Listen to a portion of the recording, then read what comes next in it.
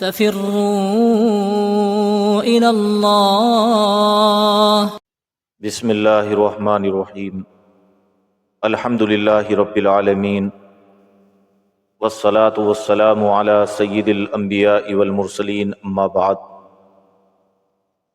اعوذ باللہ من الشیطان الرجیم بسم اللہ الرحمن الرحیم وَإِذَا الْمَوْءُودَةُ سُئِلَتْ بِأَيِّ ذَنبٍ قُتِلَتْ صدق اللہ العلی العظیم۔ معزز ناظرین کرام، السلام علیکم ورحمۃ اللہ وبرکاتہ۔ آج یہ ہمارا درس نمبر 15 ہے، اور اس درس کے اندر آج ہم سورۃ التکویر کی آیت نمبر 8 اور 9 کی تفسیر بیان کریں گے۔ اس معنی گر یہ ہمارے گزشتہ درس نمبر 14 کا تتمہ اور تکملہ ہوگا۔ اللہ تعالیٰ ارشاد فرماتے ہیں وَإِذَا الْمَوْءُودَةُ سُئِلَتْ بِأَيِّ ذَنبٍ قُتِلَتْ، اور جس وقت زندہ گاڑی ہوئی لڑکی سے پوچھا جائے گا کہ تجھے کس جرم میں قتل کیا گیا۔ قیامت یہ عدالت الہیہ کا نام ہے، عدل و انصاف کے دن کا نام ہے۔ ہر ایک ظالم کو اس کے ظلم کی سزا ملے گی، ہر ایک مظلوم کو ظالم سے اس کا حق دلوایا جائے گا۔ مظلوم کو انصاف ملے گا، اس کے ظلم پر کوئی دنیا میں گواہ موجود ہو یا نہ ہو، چونکہ حشر کے میدان میں دنیا میں کیے گئے ہر عمل کو عیاں کیا جائے گا، اس پر گواہ موجود ہوں کہ نہ ہوں۔ اسی بات کی طرف اللہ تعالیٰ نے اس آیت کریمہ میں اشارہ کیا ہے، اور لوگوں کو تنبیہ کی ہے اس بات پر کہ جو لوگ یہ سمجھتے ہیں کہ آج جو ہم گناہ کر رہے ہیں اس پر کوئی گواہ نہیں ہے، تو ان کو خوب اچھی طرح سمجھ لینا چاہیے کہ آج جو تم گناہ کر رہے ہو ان پر کوئی گواہ ہے کہ نہیں۔ اس سے اللہ تعالیٰ کو کوئی سروکار نہیں، چیز کو جاننے والے ہیں۔ وہ جس طریقے سے ایک ظاہری چیز کو جانتے ہیں، اسی طرح مخفی اور پوشیدہ چیز کو بھی جانتے ہیں۔ نہ اللہ کو کسی شاہد کی ضرورت ہے، نہ کسی گواہ کی ضرورت ہے، بلکہ قیامت کے دن ہر ایک کو اس کے کیے کا بدلہ ملے گا۔ زمانہ جاہلیت کے اندر عرب کی ایک بری عادت یہ تھی، اور بعض قبائل کا یہ رواج تھا کہ جب ان کے یہاں لڑکے کی پیدائش ہوتی تو وہ خوشیاں مناتے، اس کی پرورش کرتے، اس کی تربیت کرتے، اور جب لڑکی کی پیدائش ہوتی تو وہ مغموم ہو جاتے، اس کو معیوب سمجھ کر زندہ ہی زمین کے اندر دفن کر دیا کرتے۔ سورہ نحل کے اندر اللہ تعالیٰ نے آیت نمبر 58 اور آیت نمبر 59 میں اس کا تذکرہ کیا۔ اللہ تعالیٰ فرماتے ہیں وَإِذَا بُشِّرَ أَحَدُهُمْ بِالْأُنثَىٰ ظَلَّ وَجْهُهُ مُسْوَدًّا وَهُوَ كَظِيمٌ، جب ان میں سے کسی کو بیٹی کی پیدائش کی خوشخبری دی جاتی ہے تو اس کا چہرہ سیاہ ہو جاتا ہے، وہ دل ہی دل میں کڑتا ہے۔ يَتَوَارَىٰ مِنَ الْقَوْمِ مِنْ سُوءِ مَا بُشِّرَ بِهِ أَيُمْسِكُهُ عَلَىٰ هُونٍ أَمْ يَدُسُّهُ فِي التُّرَابِ أَلَا سَاءَ مَا يَحْكُمُونَ۔ اس خوشخبری کو برا سمجھ کر لوگوں سے چھپتا پھرتا ہے، اور وہ یہ سوچتا ہے کہ اس ذلت کو برداشت کر کے اس کو اپنے ساتھ رہنے دوں یا مٹی کے اندر دفن کر دوں۔ الا ساء ما يحکمون، دیکھو وہ کتنا برا فیصلہ کرتے ہیں۔ ایک صحابی رسول ہیں حضور پاک علیہ الصلوۃ والسلام کی خدمت میں حاضر ہوتے ہیں اور عرض کرتے ہیں کہ یا رسول اللہ، کیا میرے اسلام کی برکت سے اللہ تعالیٰ زمانہ جاہلیت کے میرے اس گناہ کو معاف فرما دیں گے؟ اللہ کے پیغمبر حضرت نبی پاک علیہ الصلوۃ والسلام نے پوچھا کہ اے قیس، ایسا تم نے کون سا جرم کیا ہے، کون سا گناہ کیا ہے؟ حضرت قیس ابن عاصم رضی اللہ تعالیٰ عنہ فرماتے ہیں کہ یا رسول اللہ، میں نے زمانہ جاہلیت کے اندر اپنی بچیوں کو زندہ زمین کے اندر دفن کیا۔ میں تجارت کی غرض سے سفر پر نکلا، میری بیوی حاملہ تھی، میں نے اس کو سخت تاکید کی، سخت ہدایت کی کہ اگر لڑکے کی پیدائش ہو تو اس کی پرورش کرنا، لڑکی کی پیدائش ہو تو زندہ زمین کے اندر دفن کر دینا۔ میرے یہاں بچی کی ولادت ہوئی، مگر ماں کی ممتا اس نے اس کی پرورش کے لیے اپنی بہن کے یہاں چھوڑ دیا۔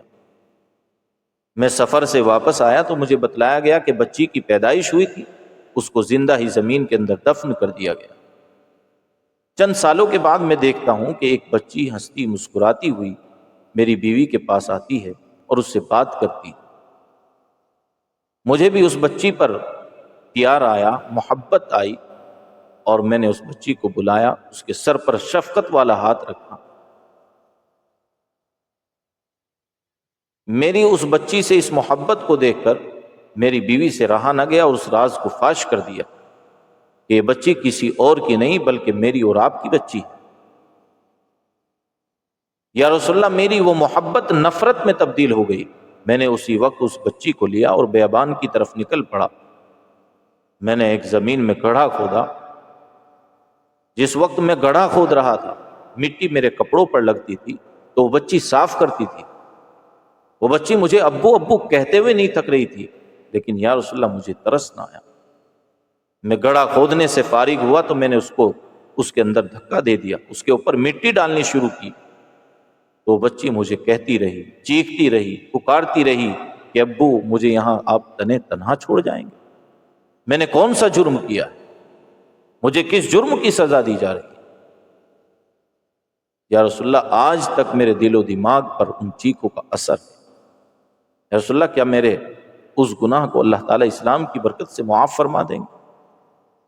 اللہ کے پیغمبر حضرت نبی پاک علیہ الصلوۃ والسلام اس واقعے کو سن کر اشک بار ہو گئے، آپ کی ریش مبارک تر ہو گئی، اور اللہ کے پیغمبر نے فرمایا کہ اے قیس، تم نے گناہ تو بہت بڑا کیا، تم نے جرم تو بہت بڑا کیا ہے، مگر امید ہے اللہ کی ذات سے کہ تمہارے اس اسلام کی برکت سے تمہارے اس گناہ کو معاف فرما دیں گے۔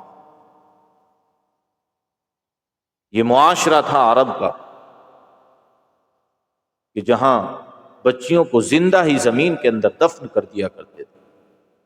بچوں کی پیدائش کو وہ معیوب سمجھتے تھے، لیکن اسی معاشرے کے اندر کچھ ایسے افراد بھی تھے جو سلیم الفطرت تھے، وہ بچیوں کی پیدائش کو معیوب نہیں سمجھتے تھے۔ ایک صحابی رسول ہیں حضرت ساسا رضی اللہ تعالیٰ عنہ، حضور پاک علیہ الصلوۃ والسلام کی خدمت میں حاضر ہوتے ہیں اور پوچھتے ہیں کہ یا رسول اللہ، کیا اللہ تعالیٰ میرے زمانے جاہلیت کے اندر کیے گئے نیک اعمال کا مجھ کو بدلہ دیں گے؟ پوچھا کہ اے ساسا، ایسے تم نے کون سے نیک اعمال کیے؟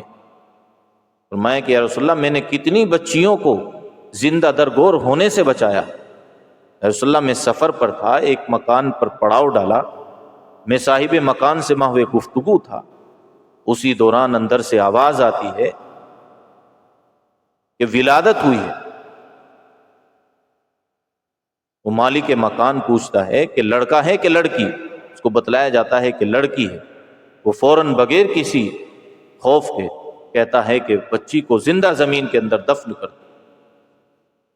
مجھے ترس آیا، مجھے رحم آیا، میں نے پوچھا کہ بھائی اس کا جرم کیا ہے؟ اس کو کیوں قتل کر رہے ہو؟ اس کو کیوں زندہ زمین کے اندر دفن کر رہے ہو؟ اور میں نے کہا کہ آپ اس بچی کو مجھے دے دیں، اس کے بدلے میں میری 2 گابھن اونٹنیاں لے لیں، اونٹ لے لیں۔ یا رسول اللہ، میں نے 2 گابھن اونٹنیوں کے بدلے میں اور 1 اونٹ کے بدلے میں اس بچی کو لیا، اور اسی طریقے سے میں نے 360 بچیوں کو زندہ درگور ہونے سے بچایا ہے، یا مجھ کو اللہ اس کا بدلہ دیں گے؟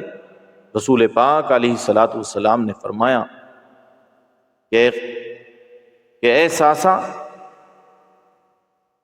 اس سے زیادہ اور کیا بدلہ چاہتے ہو کہ اللہ تعالیٰ نے تمہاری ان نیکیوں کی برکت سے تمہیں اسلام کی دولت دی ہے، جو سب سے عظیم دولت۔ تو ایسے سلیم الفطرت لوگ بھی۔ اب بات یہ ہے کہ ایسا یعنی وہ زندہ زمین کے اندر بچیوں کو دفن کیوں کرتے تھے؟ بعض قبائل کا یہ دستور کیوں تھا؟ وہ بچیوں کی پیدائش کو کیوں مایوس سمجھتے تھے؟ اس کی 2 وجہ تھی۔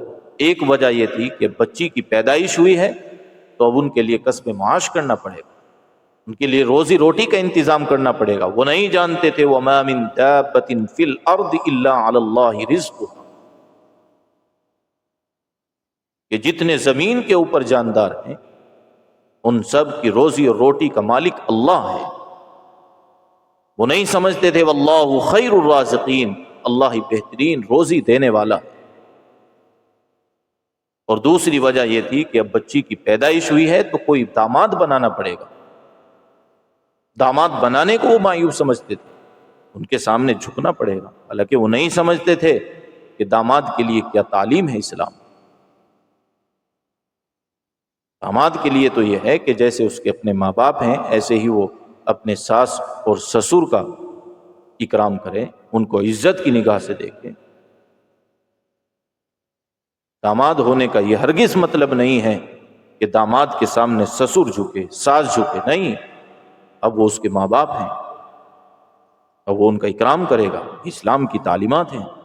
علماء کرام نے ان آیات کی ذیل میں لکھا ہے کہ جس طرح بچی کو زندہ زمین کے اندر دفن کر دینا جرم عظیم اور گناہ کبیرہ ہے، اسی طرح 4 ماہ کے بعد حمل کا گرانا یہ بھی جرم عظیم اور گناہ کبیرہ ہے، اس لیے کہ اس میں روح پڑ چکی ہے، وہ ایک زندہ آدمی کی طرح ہو چکا ہے، اور 4 ماہ سے قبل بغیر اضطراری حالت کے یہ بھی جرم عظیم اور گناہ کبیرہ ہے۔